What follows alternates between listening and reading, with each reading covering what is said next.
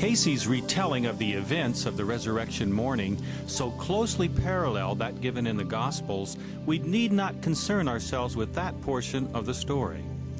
However, the appearance of Jesus to his followers in the days and hours that followed are noteworthy. Let's begin with his appearance on the road to Emmaus. The account of two men walking to Emmaus after the death and resurrection of Jesus is described in the Gospel of Luke with remarkable detail. They are clearly two followers of Jesus mourning his death. When joined by their risen Lord, they do not recognize him immediately.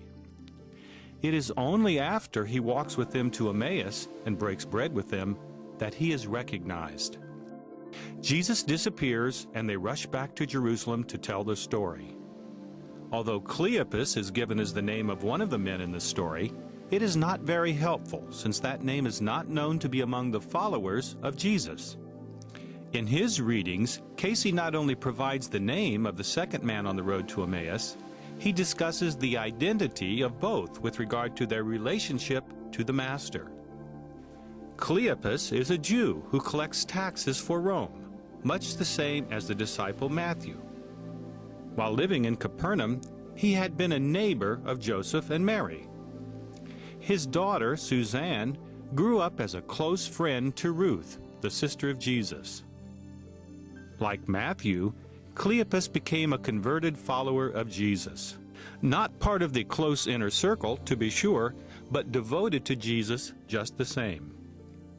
Cayce says that the second man on the road to Emmaus was Philoas, the Roman tax administrator and husband to Ruth. In other words, the brother-in-law of Jesus. Philoas was on his way back to Palestine from Rome and arrived in Jerusalem the day after Jesus died.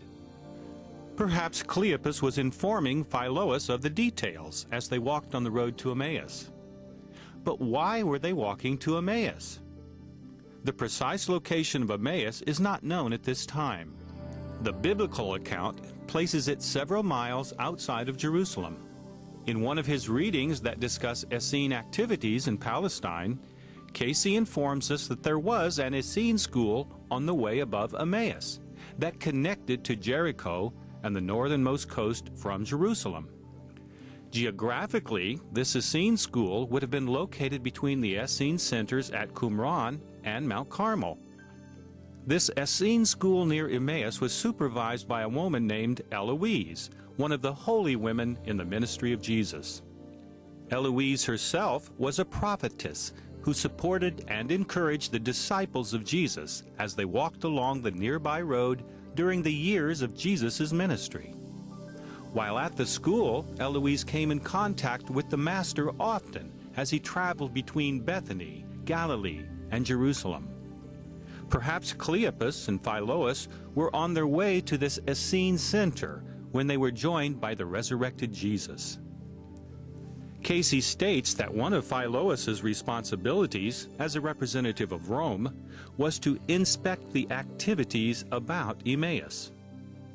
Thus, as part of his work duties, he was tasked with the responsibilities to learn of the local people and report to his superiors in Rome.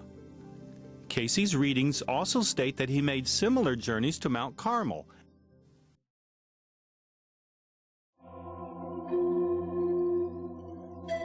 From Cayce's perspective, there is no real mystery in the resurrected body of Jesus.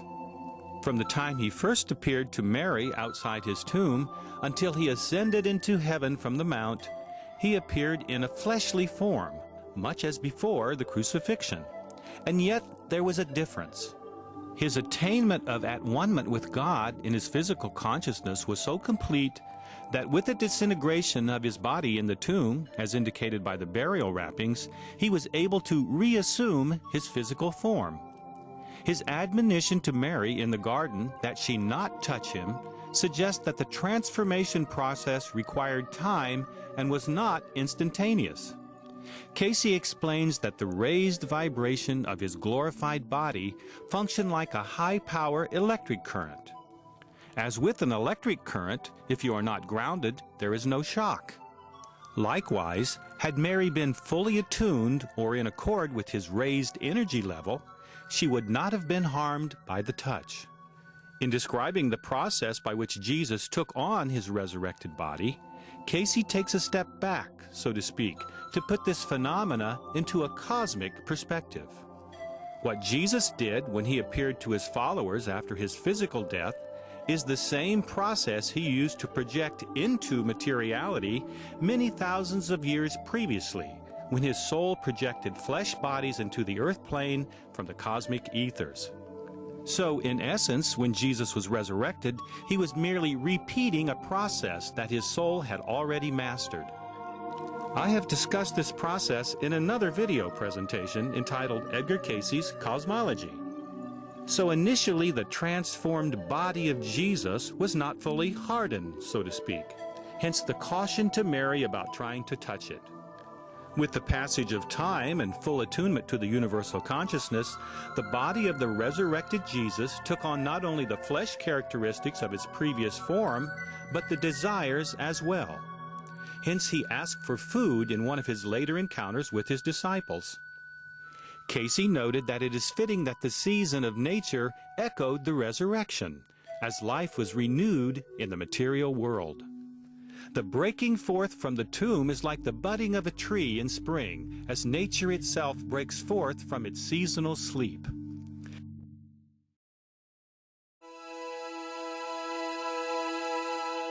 Edgar Cayce gave 32 readings for a man said to have had a past life as Philoas, the Roman brother-in-law of Jesus.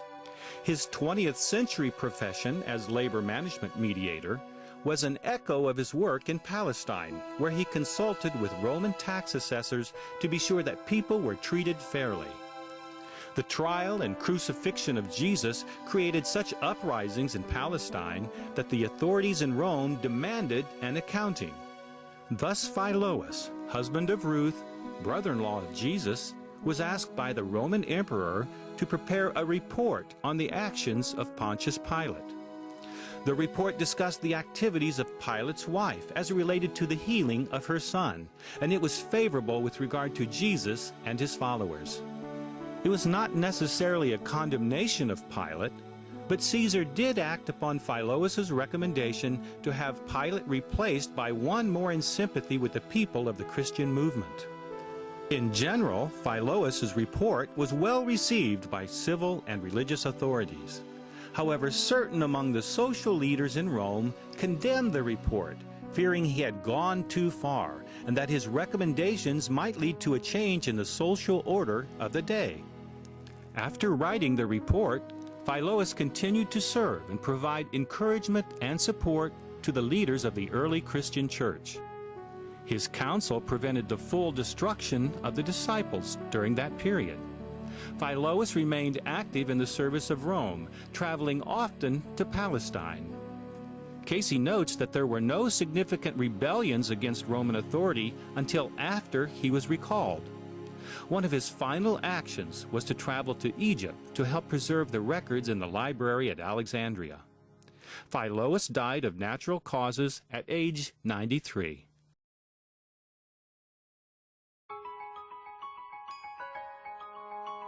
When asked about the authorship of the four Gospels of Jesus in the New Testament, Cayce stated that this could be determined by studying the records in the Vatican's libraries. He then went on to provide an overview, but encouraged the seeker to verify the information through his own research. His readings report that the Gospel of Mark was written first as a collaboration between Peter and Barnabas. It was initially compiled as a letter by John Mark, a close associate of both apostles. John Mark was a cripple, partially healed by John the Baptist and fully healed later by Jesus. Next was the Gospel of Matthew, written by the disciple Matthew while he was at the churches in Pamphylia. Interestingly, Cayce stated that the Gospel of Luke was written by Lucius rather than Luke.